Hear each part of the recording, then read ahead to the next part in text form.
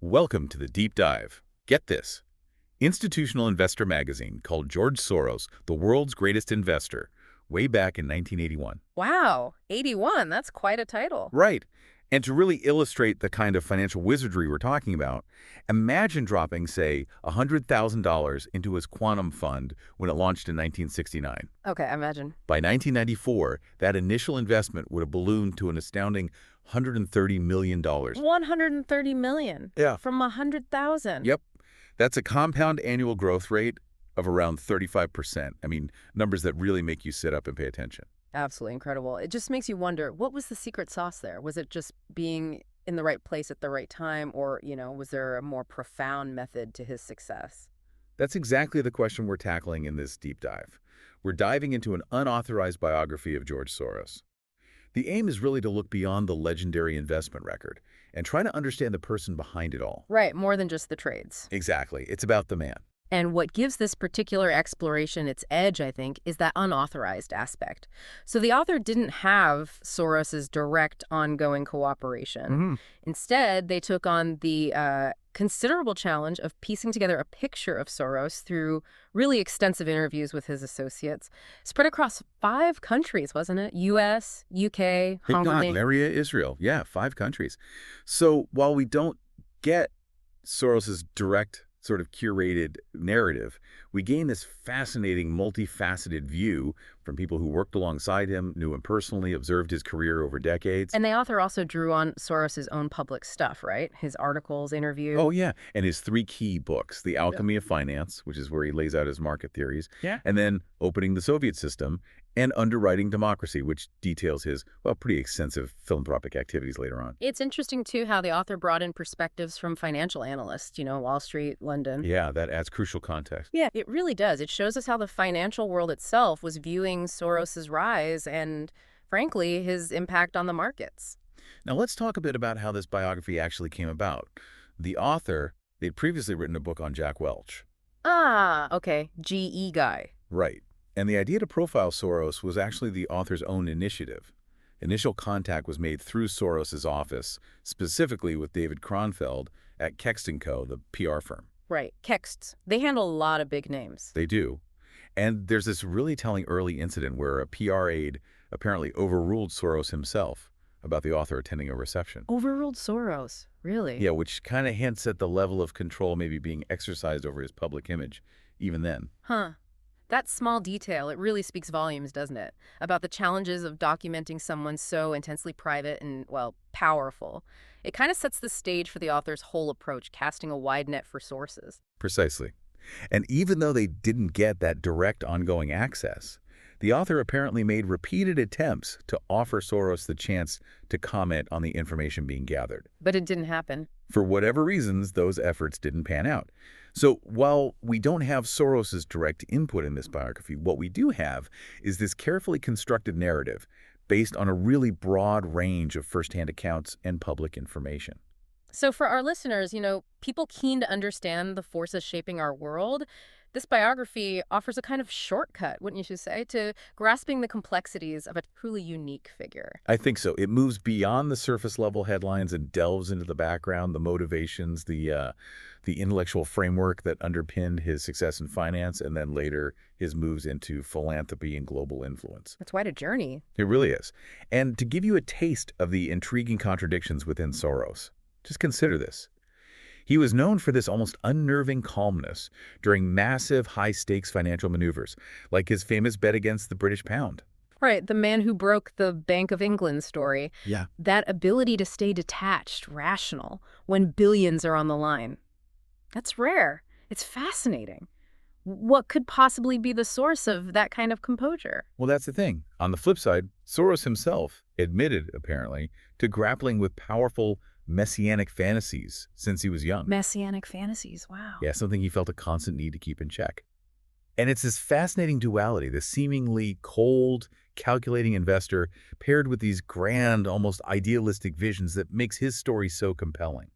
And relevant, I think, for anyone trying to understand what drives really impactful individual. That contrast is definitely intriguing. Okay, so let's maybe delve into his formative years now. See where some of these contrasting traits might have originated. Absolutely. Understanding his early life, the context he grew up in, feels crucial for grasping his motivations and the unique lens he uses to view the world.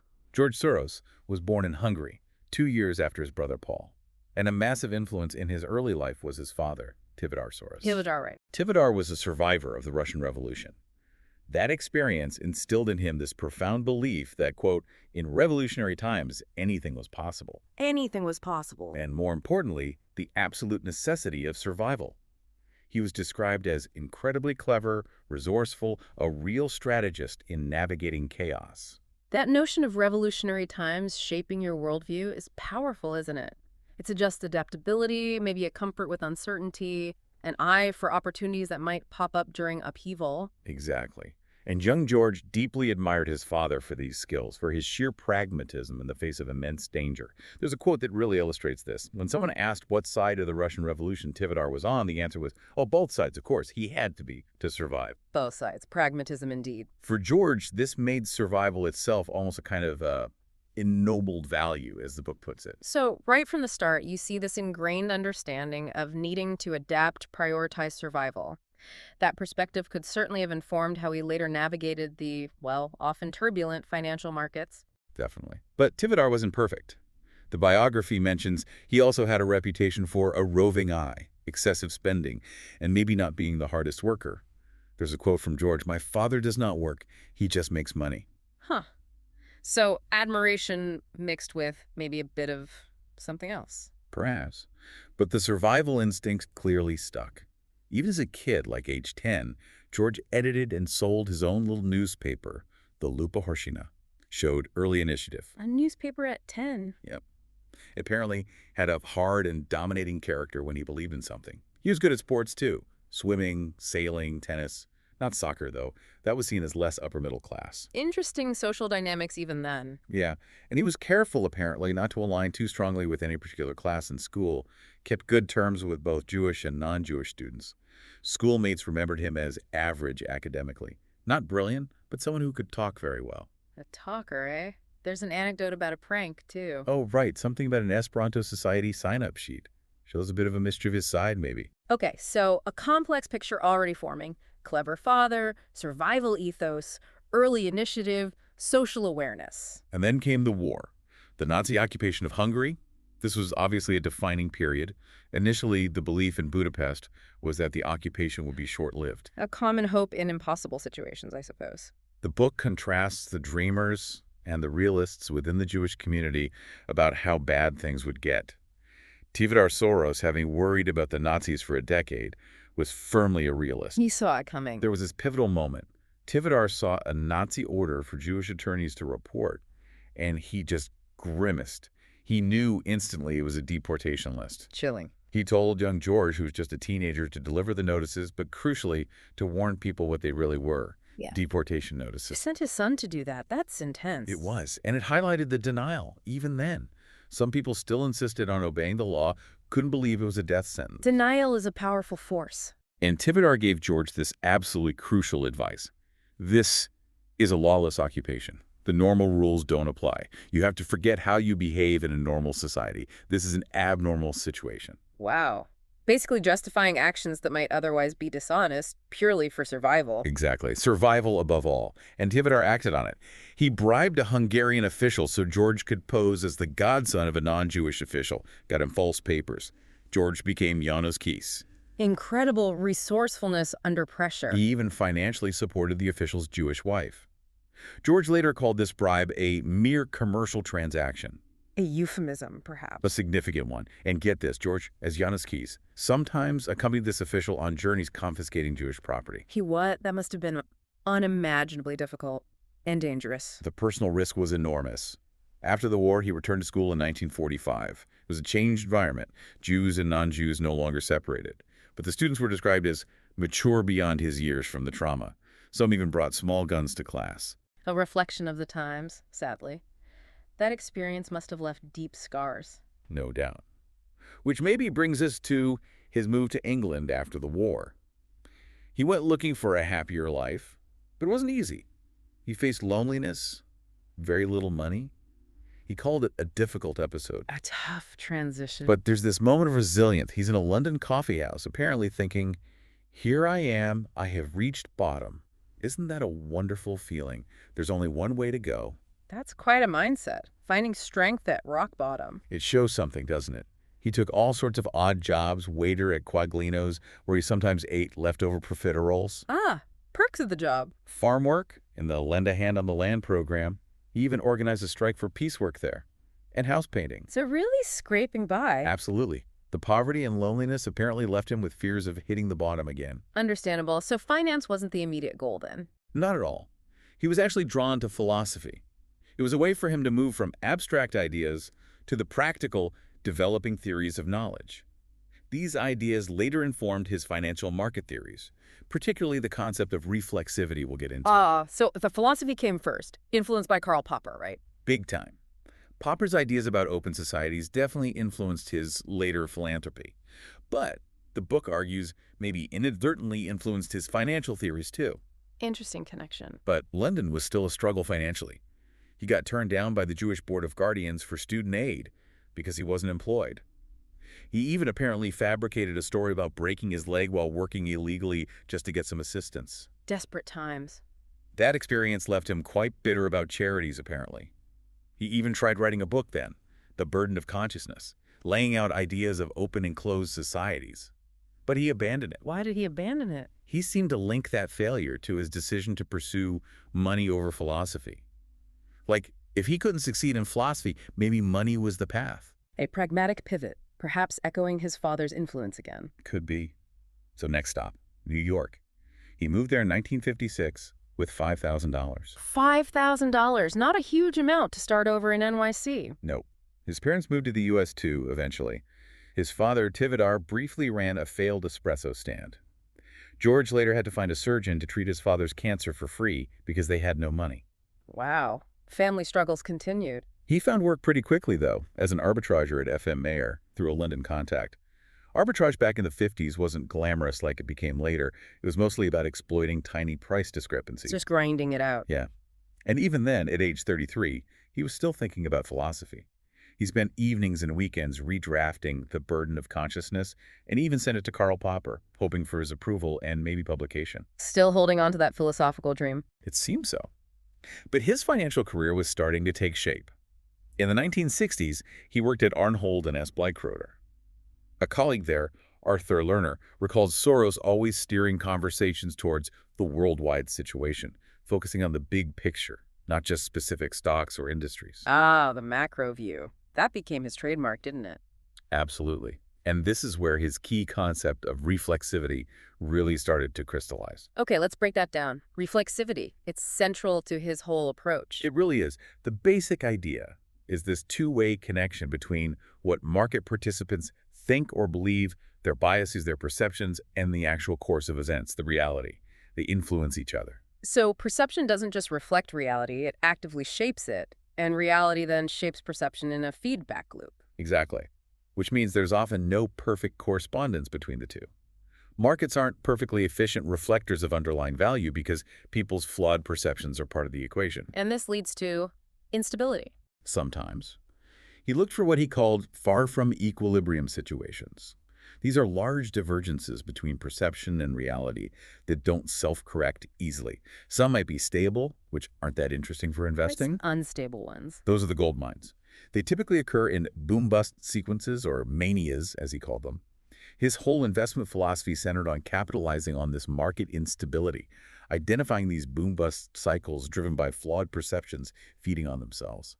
So people follow trends based on flawed ideas, pushing prices way too far in one direction, creating bubbles or crashes. Precisely. Markets overreact, go to extremes.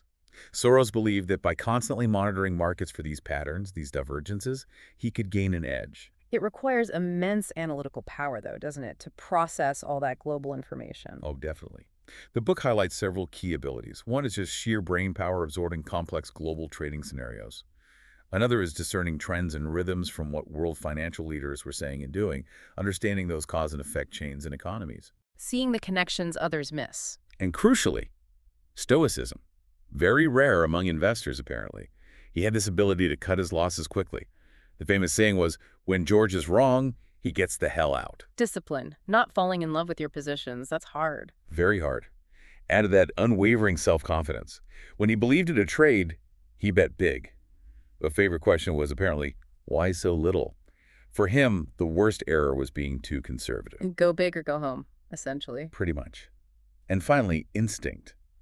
That kind of immeasurable gut feeling about when to speculate heavily and when to pull back. The X factor, hard to replicate. Impossible, maybe. And over time, he built this incredible global network. We're talking prime ministers, finance ministers, central bank heads. Yeah. An informal network, but powerful. Access is key at that level. And his own growing economic power, plus setting up his foundations in Eastern Europe and the former Soviet Union, gave him even more access and influence. There's an anecdote about him meeting the presidents of Moldova and Bulgaria on the same day. Wow.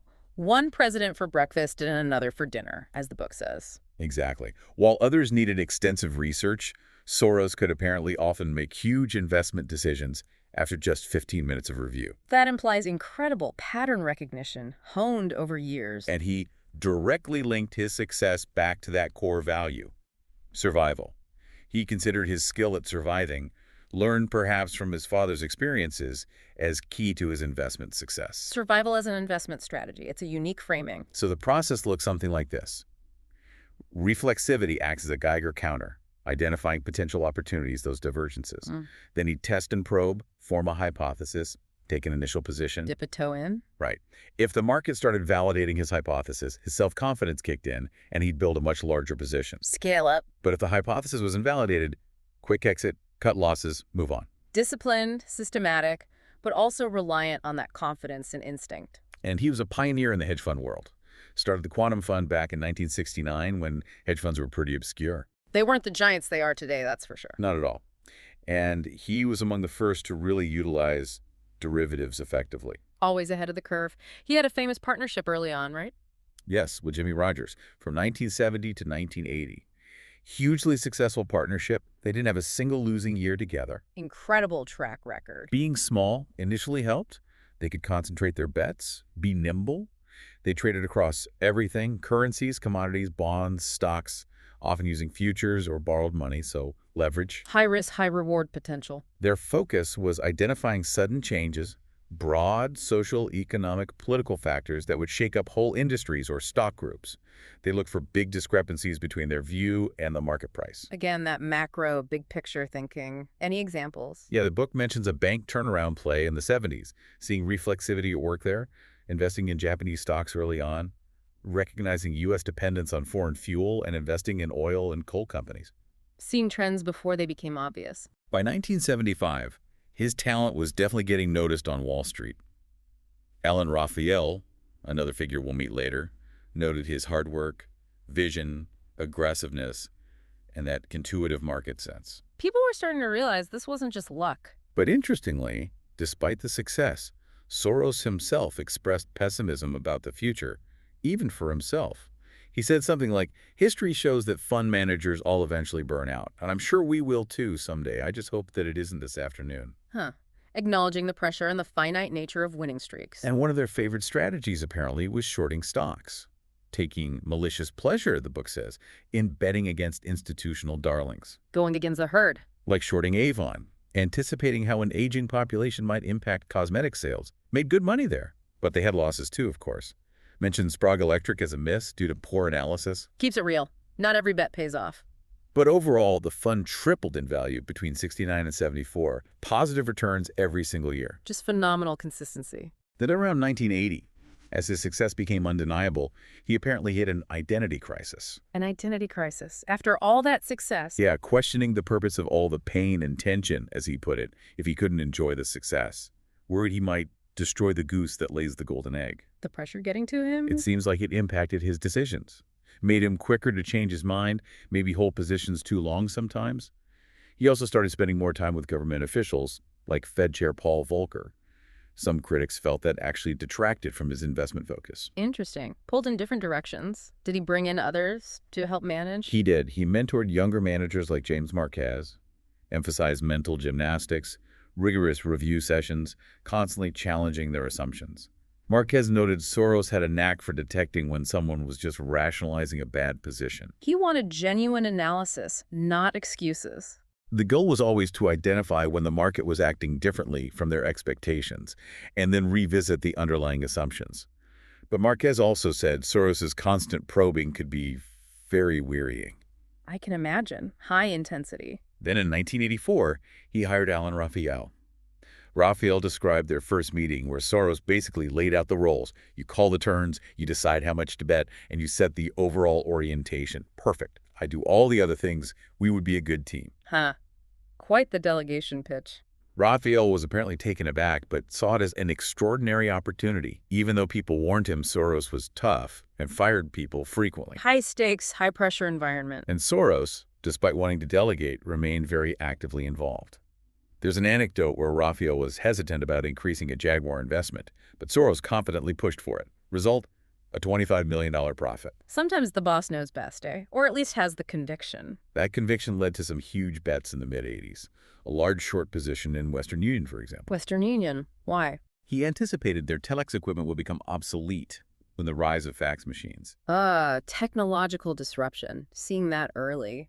He was worried about a potential U.S. economic collapse in 1985, but then saw an opportunity as the U.S. and other major economies realized the strong dollar was hurting them. Setting the stage for the Plaza Accord. Exactly. He also profited from takeover stocks, like the ABC Capital Cities deal and financial services generally. But the Plaza Accord in September 1985, Soros called that the killing of a lifetime. Betting against the dollar. Massively. Huge profits. Stan Druckenmiller, who later became a key figure at the fund, told a story about Soros urging traders to hold on to their Japanese yen positions even longer, maximizing the gains. Sheer conviction. Doubling down when you're right. Soros developed this incredibly strong conviction about market direction in late '85. Had nearly $4 billion in long and short positions. He called this period the golden age of capitalism and announced the bull market of a lifetime. He wasn't shy about making big calls. And the results. The quantum fund saw an astounding 122.2% increase in 1985 alone. Just staggering returns. Unbelievable. But by 1986, his perspective shifted again. He noted the end of that golden age of capitalism. Always looking ahead, anticipating the next turn. And despite the immense wealth, money alone didn't bring complete happiness, according to the book. He yearned to make a contribution, worried about the corrupting influence of wealth, people only paying attention because of his money. The existential questions return.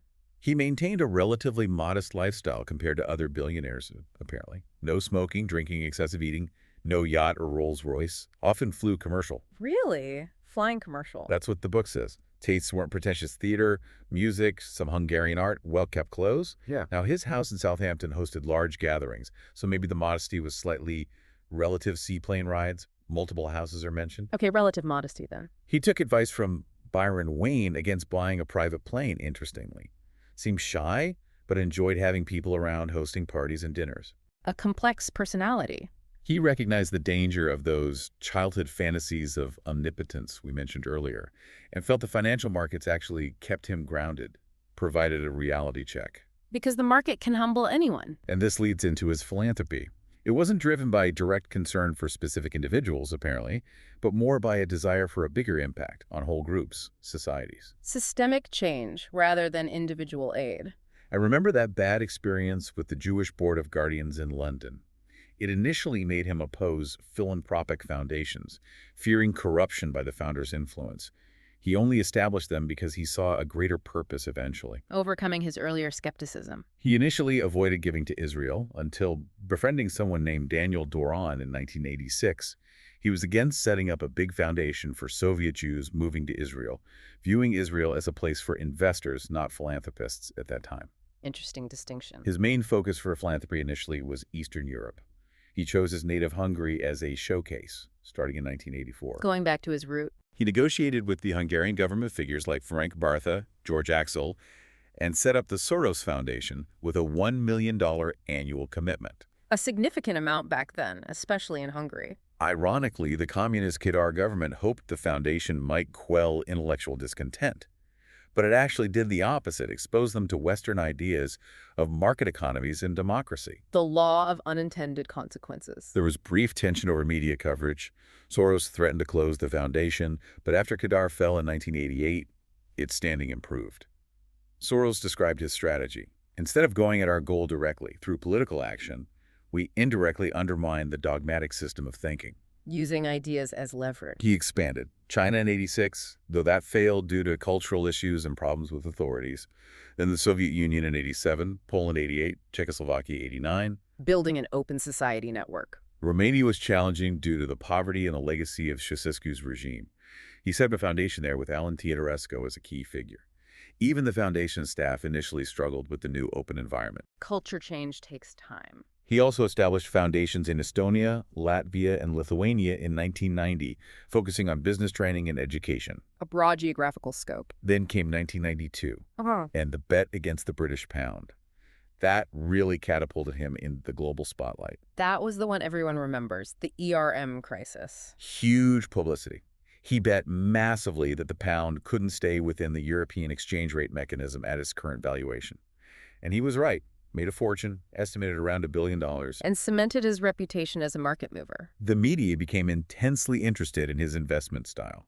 He apparently started using his Eastern European aid efforts almost as a diversion to reduce the focus on his financial secrets. Shifting the narrative. Michael Lewis wrote about the Soros empire in Eastern Europe, highlighting the scale of his influence there through the foundations.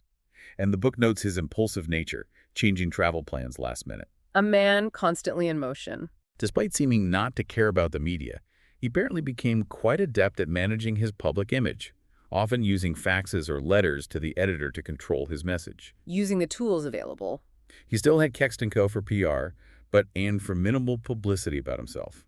After being quite talkative in 1993, he clammed up more about specific investments, aware of his perceived market-moving power. The burden of influence.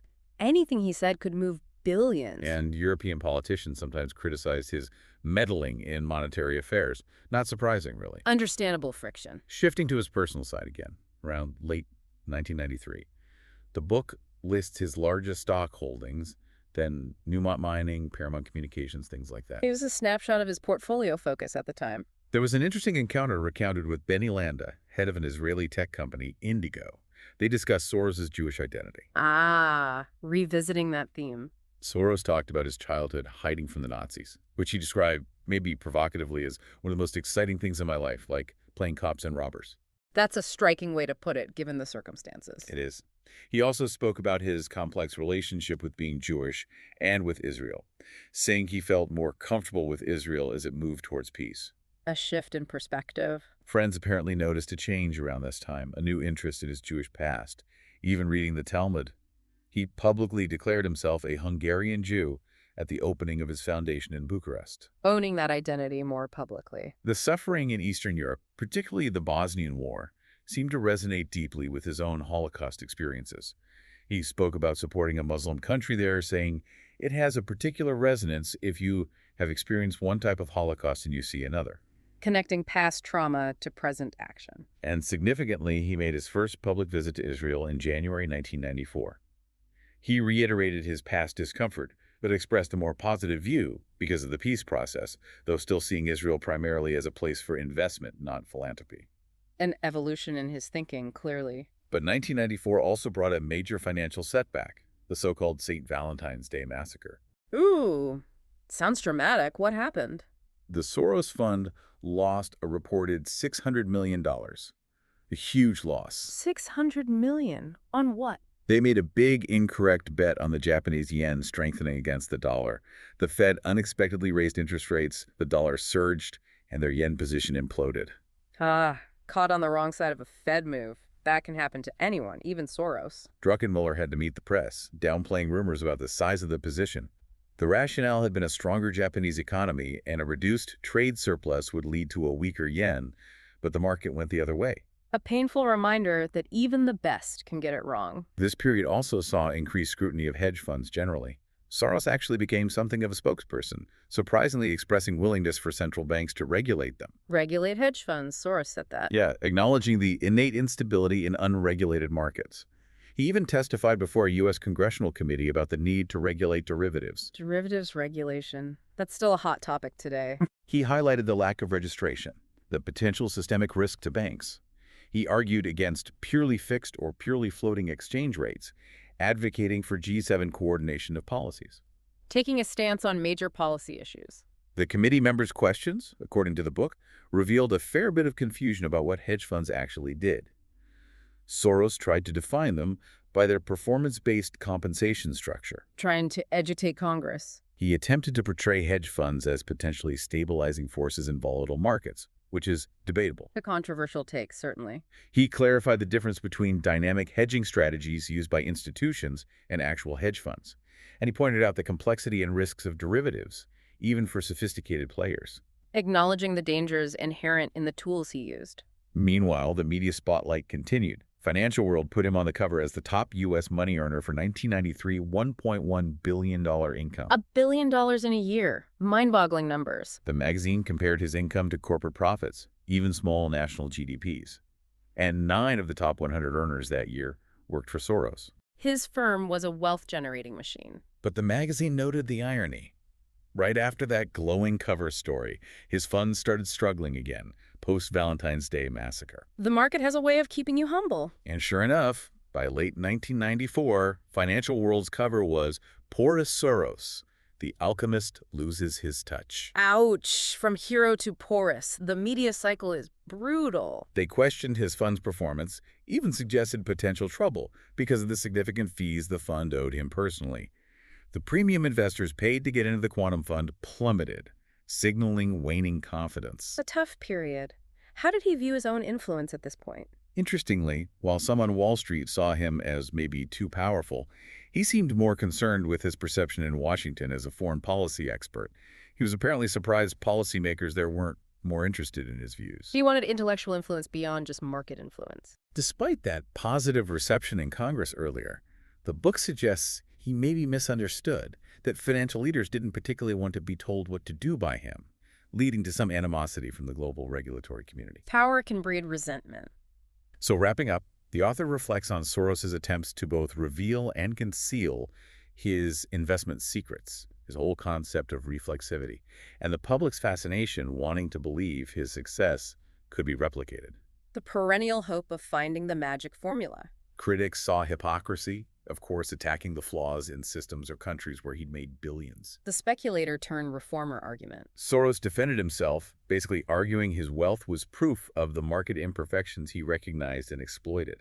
His success validated his critique, in his view. An interesting justification, using the master's tools to dismantle the master's house, perhaps. The author concludes by suggesting Soros reads financial markets like a chess expert, reads a chessboard seeing patterns and possibilities invisible to most, and notes his shift from being intensely secretive to being willing to appear at press conferences, mostly to promote his philanthropy. An evolution, driven by different goals later in life. Okay, so that brings us towards the end of this deep dive into the biography. What are the key takeaways for someone listening? Well, I think a few things stand out. First, the profound, almost foundational influence of his father and that survival ethos learned during the war. It seems to permeate his risk assessment and decision-making throughout his life. Right, that survival instinct wasn't just personal, it was professional. Exactly. Second, the development of reflexivity. It wasn't just some market timing trick. It grew out of deep philosophical inquiry, his engagement with Popper, trying to understand how perception and reality interact. That intellectual underpinning is fascinating. It gives his investing a framework beyond just gut feeling, even if instinct played a role too. And third, maybe the complexity of his motivations for philanthropy. It wasn't simple altruism. It was tied to his ideas about open societies, his personal history, maybe even that desire for a different kind of influence beyond finance. So, practical application. While we can't all replicate Soros's billion-dollar trades. Definitely not. There are insights, right? The importance of understanding market psychology, yours and others. Recognizing how misperceptions can drive trends, that reflexivity idea is still relevant. And maybe thinking about success in a more multifaceted way than just dollars and cents. Absolutely. And encouraging critical thinking about the information driving markets, or any field, really. Don't just accept the prevailing narrative. Question the underlying assumptions, like Soros did. And thinking about the biography itself, the behind-the-scenes aspect, It highlights the value of piecing together a story from diverse sources when direct access isn't possible. The author spoke to so many associates, used public records, Soros's own books. Yeah, it shows how a comprehensive picture can emerge even without the subject's blessing. It reinforces that idea of this deep dive being a shortcut to getting a well-rounded view. So for the show notes, we'll definitely list those Soros books again: The Alchemy of Finance, Opening the Soviet System, Underwriting Democracy, and maybe a quick definition of reflexivity for anyone wanting to explore that further. Good idea. Those are key resources. All right, so to wrap up, a final thought for our listeners to chew on. Considering Soros's complex journey, the survival, the philosophy, the immense wealth, the controversial bets, the large-scale philanthropy, it raises a question. In the grand scheme of things, how much does the source of immense wealth matter compared to what is ultimately done with that wealth? Or maybe, in a world still grappling with market volatility and information cascades, just how relevant is Soros's core idea of reflexivity today? Deep questions. Definitely something to ponder. A fascinating figure, no doubt about it. Indeed. Thanks for diving in with us today.